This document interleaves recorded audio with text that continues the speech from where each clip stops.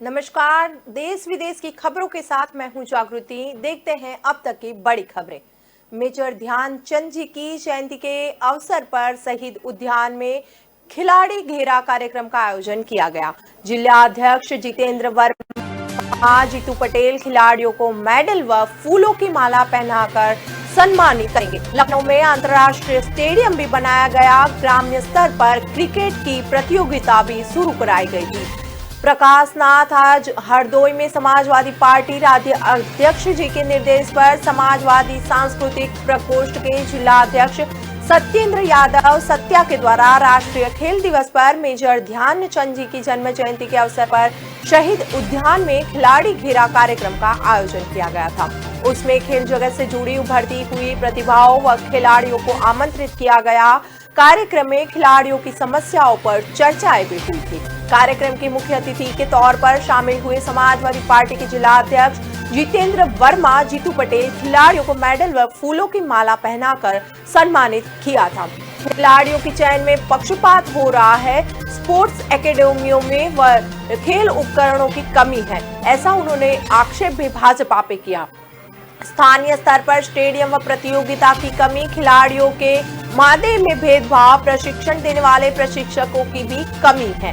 लोकप्रिय खेलों के आगे अन्य खेलों की उपेक्षा हो रही है। प्रशिक्षकों के वेतन में भी फिलहाल भेदभाव किया जा रहा है। पैरा खिलाड़ियों के आर्थिक पारितोषिक व वेतन की अनियमितता विरोध, खिलाड़ियों की पेंशन की समस्या के बारे में भी उन्होंने बात कही थी। राजनेताओं के प्रचार की समस्या आदि विषयों पर उन्होंने चिंता व्यक्त करते हुए कहा, बीजेपी सरकार खिलाड़ियों की अनदेखी कर रही है। खेल जगत के प्रति बीजेपी की केंद्र राज्य सरकार का रवैया ऐसा है जिसकी कीमत खिलाड़ियों को अपना भविष्य बर्बाद करके चुकानी पड़ रही है। उन्होंने कहा कि सरकार की गलत नीतियों के चलते खिलाड़ियों द्वारा आत्महत्या की जा रही है। बीजेपी सरकार ने खिलाड़ियों के प्रति उदासीन रवैये के चलते बहुत खिलाड़ी चाय, फल, सब्जी आदि का ठेला लगाकर जीवन यापन कर रहे हैं। उन्होंने सपा सरकार में खिलाड़ियों को सुविधा दी जाने की और लखनऊ में अंतर्राष्ट्रीय स्टेडियम भी बनाया जाएगा। ग्राम्य स्तर पर क्रिकेट की प्रतियोगिता भी शुरू कराई जाएगी, इस बारे में कहा था। उन्होंने अंतर्राष्ट्रीय स्तर पर खिलाड़ियों को अपना करियर बनाने के लिए माननीय अखिलेश यादव जी की हर तरीके से सुविधा देंगे।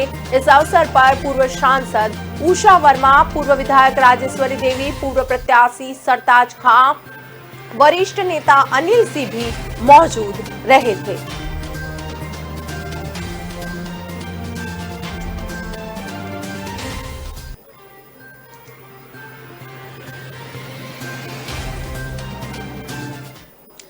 चार साल पुराने हैदराबाद के टॉलीवुड ड्रग केस में एक्ट्रेस रकुलप्रीत सिंह, एक्टर राणा दुग्बाटी, रवि तेजा और चार्मी कौर समेत 10 कलाकारों को पूछताछ के लिए प्रवर्तन निर्देशालय ने आज समन्स भेजा है। बता दें कि रकुलप्रीत सिंह के सुशांत की मौत मामले में ड्रग एंगल की जांच करने वाली नारकोटिक्स कंट्रोल ब्यूरो की टीम भी पूछताछ कर चुकी है। हालांकि उस केस में रकुल को कोई आरोपी नहीं बनाया गया था। सूत्रों से मिली जानकारी के अनुसार 6 सितंबर को रकुलप्रीत सिंह, 8 सितंबर को राणा दुग्बाटी और 9 सितंबर को रवि तेजा को हैदराबाद स्थित ईडी ऑफिस में तलब किया गया। ईडी ने टॉलीवुड के टॉप डायरेक्टर पुरी जगन्नाथ को 31 अगस्त को तलब किया है। इसी के अलावा रवि तेजा के driver Srinivas of F club के जीएम के रूप में कार्यरत एक अज्ञात व्यक्ति को भी तलब किया गया है। उन्होंने 2 से 22 सितंबर तक उपस्थित होने के लिए कोर्ट ने समन्स जारी किया।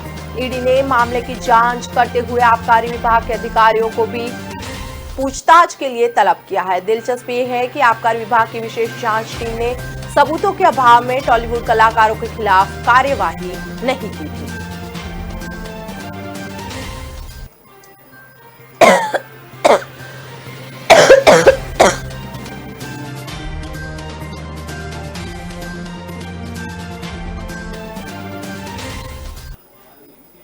यूएन ने आज फिर से काबुल हमले पर पलटवार किया। आतंकवाद पर यूएन ने कहा था कि तालिबान को दूसरे देश में बैठे आतंकियों का साथ नहीं देना चाहिए। ताजा रिपोर्ट में तालिबान का उन्होंने जिक्र नहीं किया था। संयुक्त राष्ट्र सुरक्षा परिषद ने काबुल हमले के बारे में अपना एक और बयान जारी किया। संयुक्त राष्ट्र सुरक्षा परिषद ने काबुल एयरपोर्ट पर हुए हमले के बारे में अपना बयान जारी किया है। इस बयान में से परिषद ने तालिबान का नाम हटा दिया। इससे पहले जब तालिबान ने काबुल पर कब्जा किया था तब ये बयान और इस नए बयान में तालिबान को लेकर यूएन का रवैया फिलहाल कुछ बदला हुआ नजर आ रहा है। 16 अगस्त को जारी किए गए बयान में सुरक्षा परिषद ने चेतावनी देते हुए कहा था, न तालिबान को, न किसी अफगानी समूह को और न ही किसी व्यक्ति को किसी दूसरे देश के अंदर मौजूद आतंकियों का सहयोग करना चाहिए। अब नए बयान में परिषद ने तालिबान का नाम हटा दिया है। काबुल एयरपोर्ट पर हुए हमले के बाद सुरक्षा परिषद ने बयान जारी करके कहा, किसी अफगानी समूह को किसी देश में आतंक फैला रहे आतंकियों का सहयोग नहीं करना चाहिए। इस बयान पर भारत ने ही साइन करके इसे जारी किया है। भारत 1 अगस्त को 1 महीने के लिए संयुक्त राष्ट्र सुरक्षा परिषद का अध्यक्ष बना था। पिछले साल अप्रैल तक यूएन में भारत के स्थायी प्रतिनिधि रहे सैयद अकबरुद्दीन ने सुरक्षा परिषद के बयान में आए फर्क को सामने रखा है।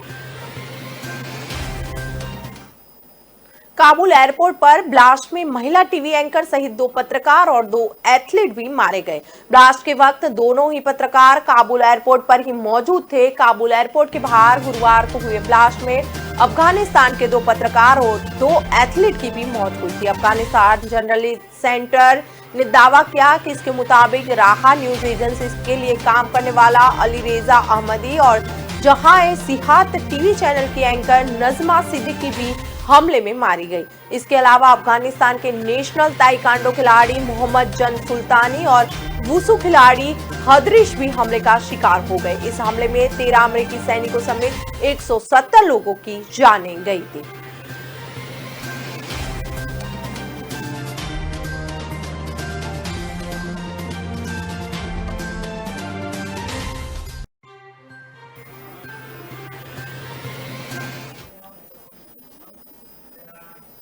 महाराष्ट्र भाजपा की जन आशीर्वाद यात्रा पर बोले उप मुख्यमंत्री अजित पवार, कोरोना के मामले बढ़े तो अब जिम्मेदार कौन रहेगा। भाजपा की जन आशीर्वाद यात्रा को लेकर महाराष्ट्र के उप मुख्यमंत्री अजित पवार ने कोरोना संकट का हवाला देते हुए भगवा दल को निशाने पे लिया। महाराष्ट्र के उप मुख्यमंत्री अजित पवार ने रविवार को कोरोना वायरस के संकट भरे समय में जन आशीर्वाद यात्राओं के आयोजन के लिए भारतीय जनता पार्टी पर निशाना साधा। उन्होंने कहा कि ये रैलियां राज्य में कोरोना संकट को फिर से पैर पसारने का मौका देने का काम कर रही है और इसका अंजाम आने वाले दिनों में दिखेगा। पवार ने ये भी कहा था कि केंद्र सरकार हमसे उचित मानक लागू करने के लिए कोविड-19 संक्रमण की रोकथाम के लिए कह रही है और दूसरी ओर वह अपने 4 नए मंत्रियों से महाराष्ट्र में रैलियां करवा रही है। पवार ने कहा कि इन रैलियों में जमा हो रही भीड़ से स्पष्ट रूप से कोविड के प्रसार पर फर्क पड़ सकता है। उप मुख्यमंत्री पवार ने आगे कहा कि आने वाले दिनों में हम इन रैलियों का असर उन स्थानों पर देखेंगे जहां जहां इनका आयोजन किया जा रहा है। उन्होंने सवाल उठाया था कि अगर उन स्थानों पर कोरोना में वृद्धि होती है तो इन रैलियों का आयोजन हुआ है तो इसके लिए फिर जिम्मेदार कौन रहेगा।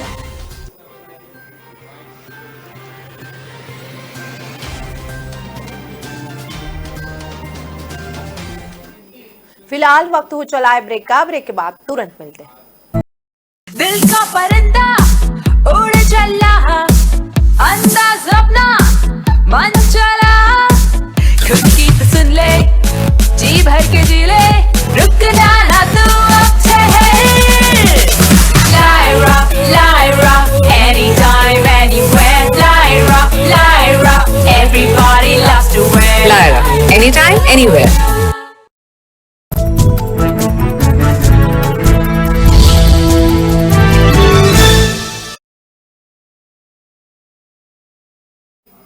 ब्रेक के बाद एक बार फिर के न्यूज नेशनल के मंच पे आपका स्वागत है। नेपाल में अभी बाढ़ का कहर जारी है। सिद्ध बाबा इलाके में लगातार हो रही बारिश से सड़क पर भूस्खलन हुआ था। सिद्धार्थ हाईवे के अंतर्गत बुटवल पालवा मार्ग खंड के आधा दर्जन से अधिक स्थानों पर भूस्खलन हो चुका है। भूस्खलन से सड़क जाम होने से यात्री और भारतीय ट्रक भी फंस गए हैं। पलपा जिले के तीनों ग्राम नगर पालिका 3 के सिद्ध बाबा इलाके में लगातार हो रही बारिश से नेपाल की सड़कों पर भूस्खलन हुआ। जिला पुलिस कार्यालय पलपा के अनुसार भूस्खलन ने टिनाउ 3 के सुसुआ, टिनाउ 5 के हूद देखुला, केरावाड़ी और जोरधारा को प्रभावित किया है। पलपा पुलिस प्रवक्ता डीएसपी रामेश्वर तख्ता ने बताया कि तानसेन नगर पालिका 7 में बारटुंग चौक के पास, बगना सक्ती नगर पालिका के 3 में धैनी, बगना सक्ती नगर पालिका में सेरमा और रंभा नगर के पास से भूस्खलन हुआ। भूस्खलन से बुटवल के पलपा, गुलमी, अर्धा खांची, सियांजगंजा, पर्वत और बलगुन जाने वाले यात्रियों को परेशानी का सामना करना पड़ रहा है। नेपाल में कुछ भारतीय वाहन और यात्रियों भी सड़क पर फंसे हुए। पलपा के आर्य भंजियांग और दोभान से भूस्खलन के मते को हटाने का काम शुरू कर दिया गया। हरियाणा के करनाल से बड़ताला टोल प्लाजा पर शनिवार को पुलिस और किसानों में भिड़ंत हो गई। पुलिस ने लाठीचार्ज किया तो किसानों ने जवाब में पत्थर बरसाए। इस घटनाक्रम में 20 से ज्यादा किसान घायल हुए। हरियाणा में शनिवार को किसान और उनके समर्थकों ने 15 जिलों में नेशनल हाईवे समेत 64 जगह पर सड़कों पर जाम लगाया। वहीं रविवार को पंजाब भर में किसानों ने सड़कें जाम कर दी। हरियाणा के करनाल में किसानों पर लाठीचार्ज के विरोध में पंजाब भर में किसान सड़क पर उतरे थे। जगह जगह किसानों ने राजमार्ग और लिंक सड़कों पर जमा लगा दिए। इस दौरान किसानों ने हरियाणा सरकार के खिलाफ जमकर नारेबाजी भी की। बठिंगा के किसानों ने चंडीगढ़ हाईवे को जाम कर दिया। उधर गोविंदगढ़ में भी किसानों ने राष्ट्रीय राजमार्ग को जाम किया था। सुनाव में हरियाणा और पंजाब सरकार के खिलाफ किसानों ने अर्थी फूका और चक्का जाम किया था। लुधियाना भटिंडा राजमार्ग पर रबका टोल के पास किसान धरने पर बैठ गए। हरियाणा के करनाल में किसानों पर हुई लाठीचार्ज के विरोध में किसानों ने अमृतसर के भंडारी पुल पर 2 घंटे तक सड़क जाम किया। भारतीय किसान यूनियन के प्रवक्ता राकेश टिकैत ने किसानों पर हुए लाठीचार्ज का विरोध जताया। किसान नेता राकेश टिकैत ने कहा कि देश में सरकारी तालिबानों का कब्जा हो चुका है। न्यूज एजेंसी एनएनआई से बात करते हुए राकेश टिकैत ने कहा कि देश में सरकारी तालिबानों के कमांडर मौजूद है। इन कमांडरों की पहचान करनी होगी जिनके आदेश पर सर फोड़ने का कमांड दिया गया है। महाराष्ट्र की राजधानी में मुंबई में आज धारावी में एक हादसा हुआ। रविवार को एक झुग्गी में एलपीजी सिलेंडर में धमाका हो गया जिससे आग लगी। इस घटना में 15 लोग घायल हुए जिनमें से 5 लोगों की हालत गंभीर बताई जा रही है। दमकल विभाग के एक अधिकारी ने बताया कि हादसा रविवार की दोपहर शाकू नगर इलाके में हुआ। घायलों को नजदीकी सियोन अस्पताल में भर्ती कराया गया है। अधिकारी ने बताया कि 3 फायर फाइटर घटनास्थल पर मौजूद है और आग बुझाने का काम कर रहे हैं। मुंबई में स्थित धारावी में आज एक झुग्गी में एलपीजी सिलेंडर में धमाका हो गया जिससे आग लग गई। इस घटना में 15 लोग घायल हुए जिनमें से 5 लोगों की हालत अभी गंभीर बताई जा रही है। कोटा संभाग और धौलपुर में बीते दिनों बाढ़ के कारण लाखों हेक्टेयर फसल खराब हो गई। सरकारी आंकड़ों की माने तो ज्यादा बारिश के कारण प्रदेश भर में 3,70,174 हेक्टेयर क्षेत्र में फसल खराब हो गई। लेकिन पश्चिमी जिलों में किसानों पर सूखे की मार पड़ी है। यहाँ 8 जिलों में कम बारिश के कारण सूखे के हालात है। इन जिलों में 14.17 लाख हेक्टेयर फसल खराब हो गई। कृषि विभाग आयुक्त के डॉक्टर ओम प्रकाश ने बताया कि प्रारंभिक रिपोर्ट के अनुसार बीकानेर, जैसलमेर, बाड़मेर, जोधपुर, पाली, जालोर, सिरोही और चूरू में बाजरा, मूंग और गवार की फसल में नुकसान हुआ है। खरीफ के सीजन में प्रदेश में 1.63 करोड़ हेक्टेयर में बुआई अनुमानित की गई थी, लेकिन बारिश कम होने की वजह से अब तक सिर्फ 1.41 करोड़ हेक्टेयर में ही बुआई हो पाई है। यानी पिछले खरीफ सीजन में अब तक की 1.44 करोड़ हेक्टेयर क्षेत्रफल में बुआई हो चुकी थी। यानी पिछले साल के मुकाबले अब तक प्रदेश में 3 लाख हेक्टेयर क्षेत्रफल में बुआई का काम हो चुका था। बाजरी, जवार, मक्का, उड़द, गवार, सोयाबीन, मूंगफली, बाजरे को भारी बारिश से नुकसान हुआ। 1.63 करोड़ हेक्टेयर में बुआई हुई थी। जयपुर में 7 दिन से एक भी बूंद बारिश नहीं है। अगले 2 दिनों में मॉनसून सक्रिय होने की संभावना विभाग ने जताई है। इसके बाद 3-7 सितंबर तक जयपुर, भरतपुर संभाग में बारिश के आसार है। पंजशीर घाटी को लेकर तालिबान ने दावा किया है कि उसके आतंकी इस प्रांत के अंदर विभिन्न दिशाओं में दाखिल हो चुके हैं। हालांकि मसूद के समर्थकों ने इसका खंडन किया है। तालिबान के कल्चरल कमीशन के सदस्य अन्ना मुल्ला संकगनी का कहना है कि तालिबान और पंजशीर के नॉर्दर्न अलायंस के बीच कोई लड़ाई नहीं हुई, लेकिन इस्लामिक अमीरात ऑफ अफगानिस्तान के आतंकी विभिन्न दिशाओं से पंजशीर में घुस चुके हैं। उन्होंने इससे किसी भी तरह को परेशानी का सामना नहीं करना पड़ा। एजेंसी ने टोलो न्यूज के हवाले से बताया कि संकगनी ने कहा है कि तालिबान और नॉर्दर्न अलायंस के बीच में वार्ता के दरवाजे खुले हुए हैं। उन्होंने बताया था कि शनिवार को पंजशीर के शेर नाम से पहचाने जाने वाले अहमद मसूद के एक डेलीगेशन ने काबुल में तालिबान के डेलीगेशन से बात की थी। वहीं दूसरी तरफ मसूद के समर्थकों ने तालिबान के दावे का खंडन करते हुए कहा कि तालिबान का कोई आतंकी घाटी में घुसने में सफल नहीं हुआ। जाहिद का कहना है कि वार्ता के सफल न होने पर दोनों ही तरफ से नुकसान उठाना पड़ सकता है। इसकी वजह यह है कि यदि दोनों के बीच जंग होती है तो ये विदेशी सेनाओं की यहाँ पर मौजूदगी की राय आसान कर देगी, उन्हें यहाँ पर होने का बहाना मिल जाएगा। इसी बीच अमेरिका के 2 सेनेटरों ने कहा कि पंजशीर को सिक्योर जोन के रूप में हमें देखना चाहिए और इसको स्वीकृत भी करना चाहिए। एजेंसी की खबर के मुताबिक ये भी कहना है कि तालिबान के पंजशीर की तरफ से गुलबहार जबल सराज इलाके से आने वाले रास्ते को बंद कर दिया गया है।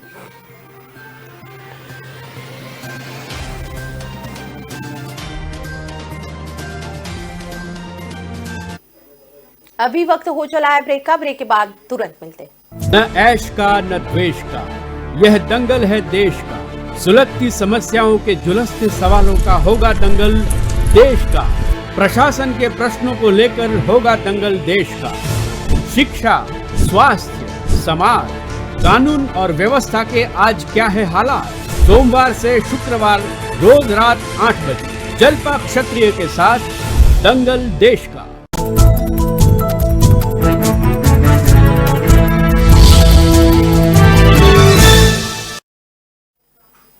ब्रेक के बाद एक बार फिर आप सबका के न्यूज नेशनल के मंच पे स्वागत है।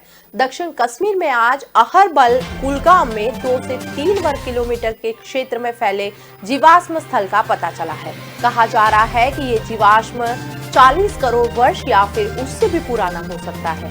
इस जीवाश्म स्थल की खोज अचानक हुई है और वह भी बायोलॉजी के 2 लेक्चरर ने ये की है। जम्मू कश्मीर स्कूल शिक्षा विभाग में बतौर लेक्चरर कार्यरत मंजूर जावेद और डॉक्टर राउफ हजमा घर से औषधीय पौधों की खोज के लिए निकले थे, लेकिन उन्होंने जीवाश्मी खोज लाए।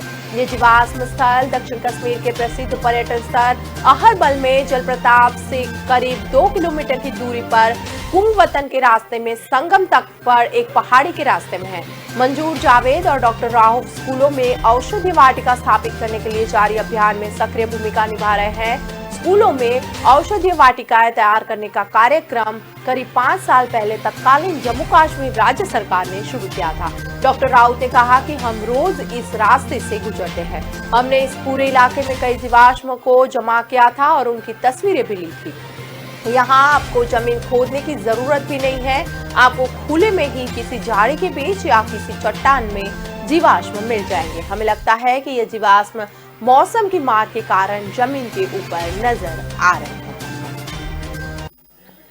कोरोना ने देश भर में हवाई यात्रियों पर बुरा असर डाला। जयपुर एयरपोर्ट को ज्यादा नुकसान झेलना पड़ा है। एयरपोर्ट अथॉरिटी ऑफ इंडिया की मई की रिपोर्ट के मुताबिक जयपुर एयरपोर्ट से फ्लाइट संचालन और यात्रियों की संख्या कई छोटे एयरपोर्ट से भी कम थी और जयपुर टॉप 15 से बाहर हो गया था।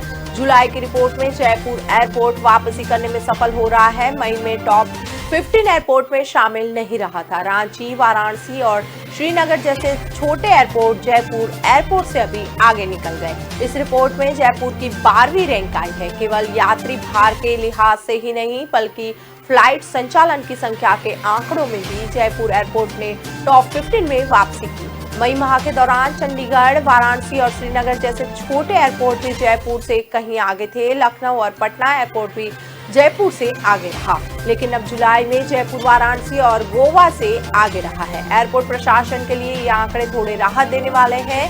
जुलाई के बाद इस माह अगस्त में अब तक 5 नई फ्लाइटें शुरू हो चुकी हैं। ये फ्लाइट बेंगलुरु, हैदराबाद, गुवाहाटी और दिल्ली के लिए बढ़ी है। साथ ही 20 अगस्त से ग्वालियर के लिए भी नई हवाई सेवाएं शुरू हुई है। ऐसे में उम्मीद की जानी चाहिए कि अगस्त माह में जयपुर एयरपोर्ट अपनी रैंक में सुधार करेगा। दिल्ली में केजरीवाल सरकार की तरफ से 6 महीने में 7 नए अस्पताल बनाने जाने की घोषणा की गई। इन अस्पतालों में 6,836 आईसीयू नए बेड बनेंगे। मुख्यमंत्री अरविंद केजरीवाल की अध्यक्षता में मंत्रिमंडल ने इसे मंजूरी दे दी है। सरिता विहार, शालीमार बाग, सुल्तानपुरी किराड़ी, रघुबर नगर, जीबीटी अस्पताल और चाचा नेहरू बाल चिकित्सालय में नए अस्पताल बनाए जाएंगे। मुख्यमंत्री ने कहा कि दिल्ली सरकार के अस्पतालों में लगभग 10,000 आईसीयू बेड है।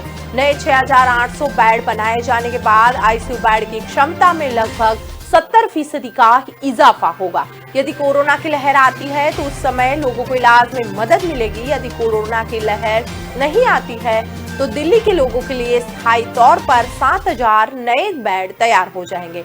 स्वास्थ्य मंत्री सत्येंद्र जैन ने कहा कि केजरीवाल सरकार की तरफ से 7 नए अस्पतालों में 12,000 करोड़ की लागत से 6,836 नए बेड बनाए जाएंगे। मुख्यमंत्री अरविंद केजरीवाल का कहना है कि दिल्ली के सरकारी अस्पतालों में लगभग 10,000 बेड है। अब 6,800 से अधिक बेड नए बनाए जाएंगे। इससे दिल्ली के स्वास्थ्य ढांचे में 70% बेड्स का इजाफा होगा। यदि कोरोना की लहर आती है तो लोगों की इलाज में मदद मिलेगी। अगर लहर नहीं आती तो दिल्ली के लोगों के लिए स्थायी तौर पर करीबन 7,000 नए बेड तैयार हो जाएंगे।